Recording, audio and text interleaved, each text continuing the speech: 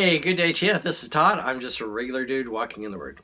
I know you're saying to yourself, like, Todd, you just talked about wolves in sheep's clothing, and here you're wearing this funky hat that looks like it's made from sheep's clothing.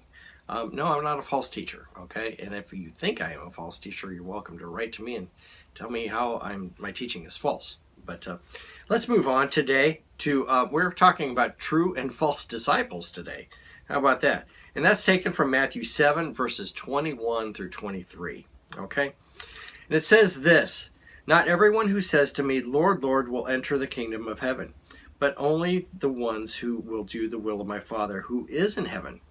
Many will say to me on that day, 'Lord, Lord, did we not prophesy in your name, and in your name drive out demons, in your name perform many miracles?'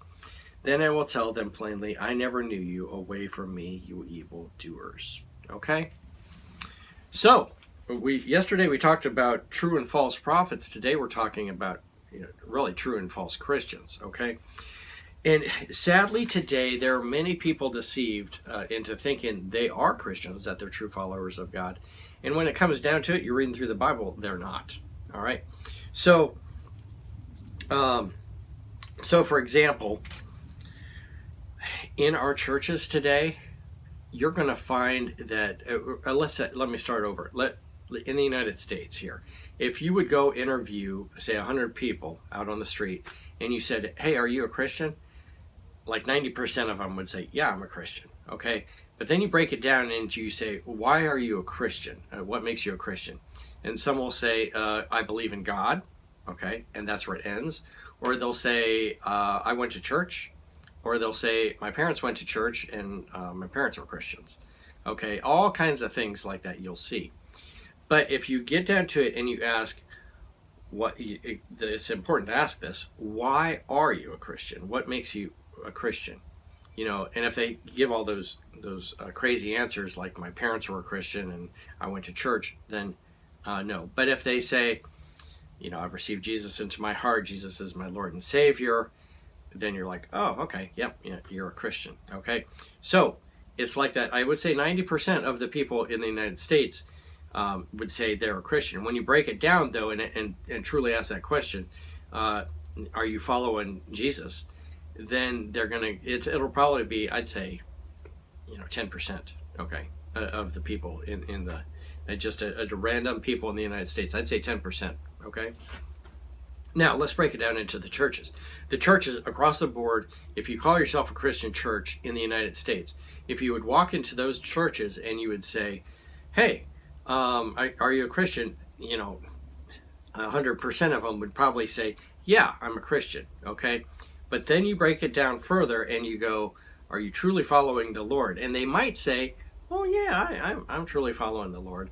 But then you look at their life, and remember we talked about last time, inspecting the fruit. Okay, I'm not a judge, but I am a fruit inspector. Okay, and if they're living a life that's pleasing to God and they're truly following God, okay, I'm going to sin, but I'm still following God. I'm trusting in Him.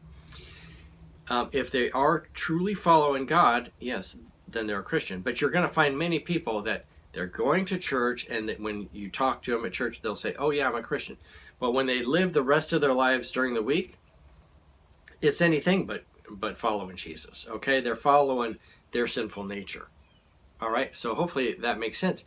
And I would guess a percentage would be, could easily divide that up into probably, say, 50% or more that aren't truly following God. Okay, they're going to church, all right, and they're involved in the church, but they're not truly living for God. And that's what what Jesus is talking about right here. Okay, he's talking about true and false disciples.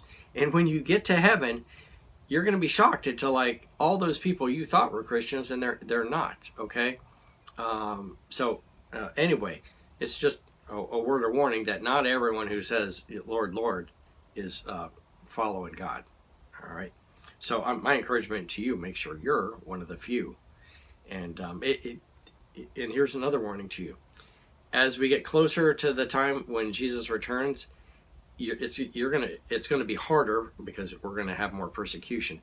But you're gonna find it's gonna be harder and harder to find true Christians. Okay, it's easy for the so-called Christians to deviate and go, well, maybe there's more than one way to get to heaven. Maybe there's Jesus and Muhammad and many other things, okay? They're deviating away from that. But Jesus is the only way to salvation. All right? So, hopefully that answers your questions about that passage about true and false disciples. And hopefully you know which one you are. If I'm following Jesus, I know I'm a true follower of God, okay? And so I have that assurance. All right. I'll stop there for today. Thank you for watching. I'm just a regular dude walking in the Word. And I'll see you tomorrow as we continue going through the... what are we going through? You remember? We're going through the Sermon on the Mount. All right. Lord's blessing. I'll see you then.